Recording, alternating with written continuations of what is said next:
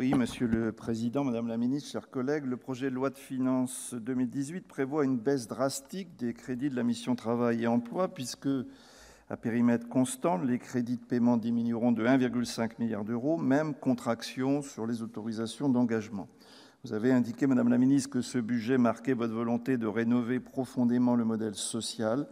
Il s'inscrit effectivement dans une logique globale de transformation du modèle social suite aux contre-réformes du Code du travail que nous avons combattues ici et celles annoncées maintenant sur l'assurance chômage, les retraites, l'apprentissage.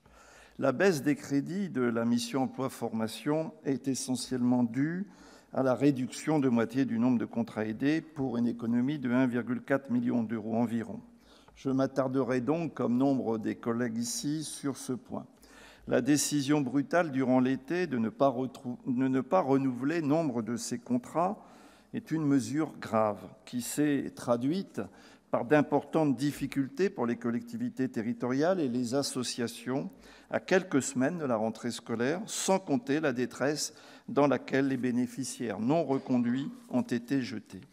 Certes, la baisse du nombre de contrats aidés avait été engagée dans la loi de finances précédente, mais vous la poursuivez alors que les effets négatifs commencent à se faire sentir sur le terrain, avec des associations fortement impactées et une incompréhension grandissante. C'est le cas de nombreux parents d'élèves qui se mobilisent, comme à Lens, dans ma circonscription, contre la suppression des adjoints administratifs de directeurs d'école, pointant y compris des questions de sécurité posées par ces disparitions d'emplois. Il faut parler aussi, je crois, de la colère légitime des maires placés brutalement devant le fait accompli cet été.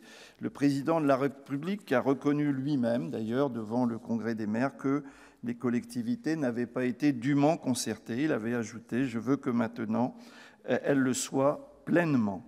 Je vous pose la question, Madame la Ministre, où en est la concertation avec les collectivités, les représentants des associations, et quelles solutions, je dirais, de fond alternatives proposez-vous si vous maintenez votre intention de supprimer ou de diminuer fortement les contrats aidés? Entendons-nous bien, je ne défends pas ici le statu quo, ni la généralisation de l'emploi précaire. Je crois que ça ne serait pas dans les gènes des communistes. Des abus ont d'ailleurs pu être commis.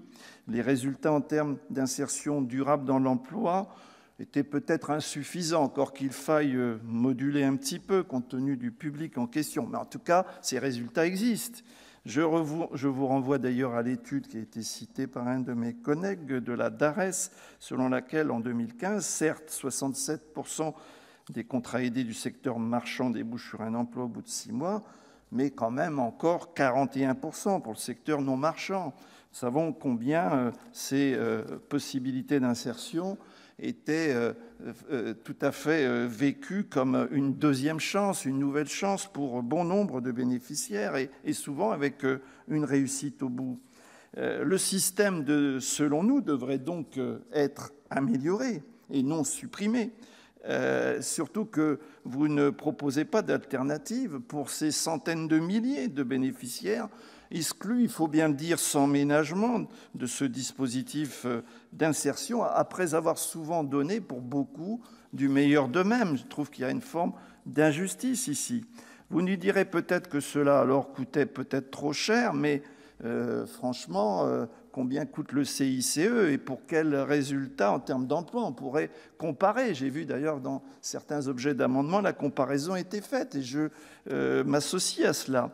Vous nous parlerez peut-être plan d'investissement, oui, mais alors que vous supprimez des moyens d'insertion existants, la concrétisation de ce plan d'investissement dans les compétences, pourtant largement médiatisé, se traduit à peine, je dirais, dans ce PLF pour 2018 par rapport à l'enveloppe budgétaire. La réalité, c'est que dans un contexte de chômage de masse, au milieu de réformes plus globales visant encore à flexibiliser le marché du travail, le gouvernement s'attaque aux publics les plus fragiles.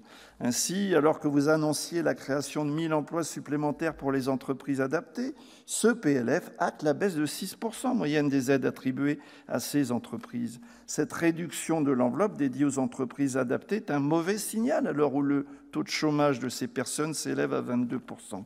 Vous avez également choisi de ne pas reconduire l'aide financière en faveur des jeunes apprentis, qui était pourtant un complément utile, vous qui souhaitez développer l'apprentissage. Lorsque vous décidez de réduire la subvention aux maisons de l'emploi, eh bien, c'est la politique de l'emploi dans les territoires qui est aussi mise à mal. De même, vous stabilisez les crédits de fonctionnement des missions locales, alors que vous prévoyez plus de 15 000 entrées nouvelles dans le dispositif Garantie Jeunes.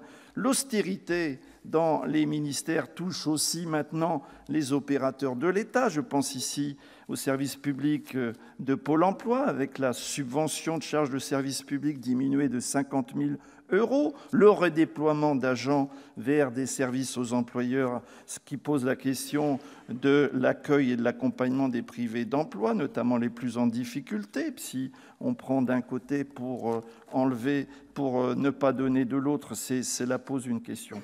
Enfin, les moyens consacrés au travail et à la santé, en particulier les services de l'inspection du travail, sont encore une fois ciblés.